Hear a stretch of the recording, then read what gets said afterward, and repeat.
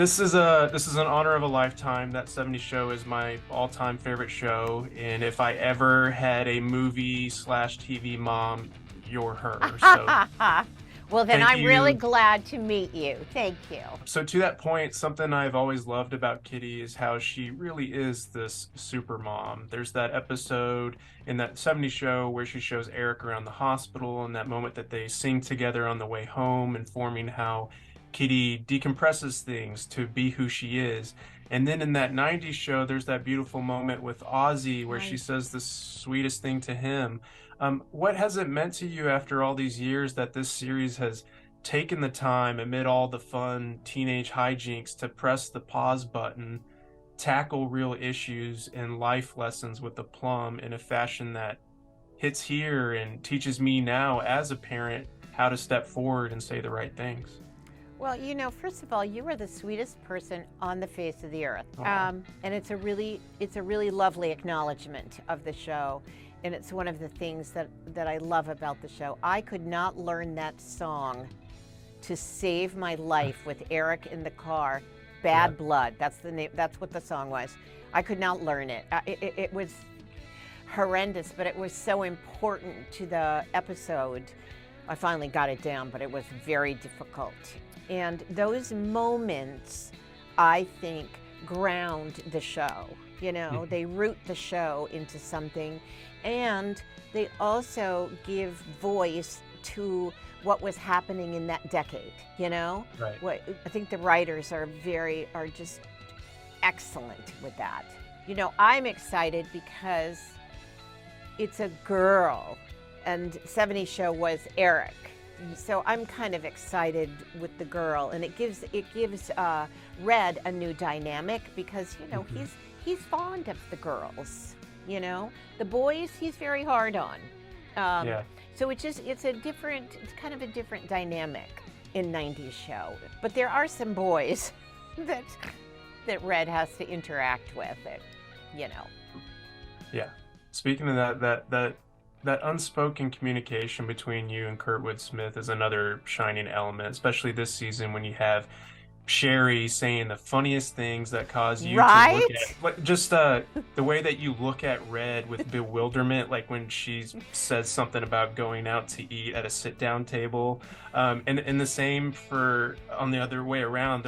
Something will be said by Ozzy. I don't want to ruin the show's joke. He's wearing something, and you make a comment about it, and then Red just kind of gives this face. Yeah. And I'm curious if that was those little moments where it's not doesn't really have dialogue, but it seems like a history between you two Yeah. that it's It's just a joy. It's a joy. Yeah. It's a joy to act with Kurtwood Smith. It's just a joy. Always there. Always there. So and we're able to build in moments. I mean, right now we're trying to establish many things, so it goes quickly, but once it relaxes, there'll be much more of that. Right. I can't wait.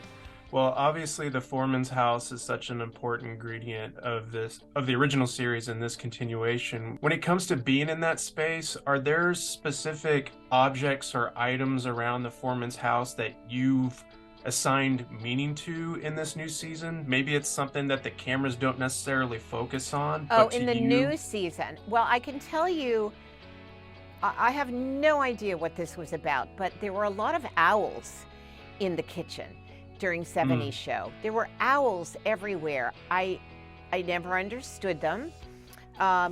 And, I certainly didn't have owls in my house in the '70s. I don't know. Maybe it was an owl thing in Wisconsin. I don't know. But those owls are gone, yeah, and there's like two. And now it's just berries. There's just like a lot of berries everywhere. Well, the cheese grater lights are a particular favorite of mine. And I actually have the original cheese grater lights in my basement because I took everything. The purple grapes are gone from the coffee table. I loved those purple grapes. I have those. And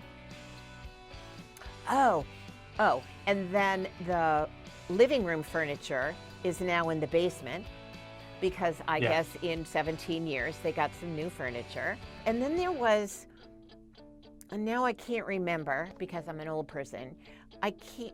There was a big stereo over on the kitchen, in the living room, on the kitchen wall. Yeah. And I feel like that's gone now, but I can't remember what's in its place. But I think that big stereo might not be there.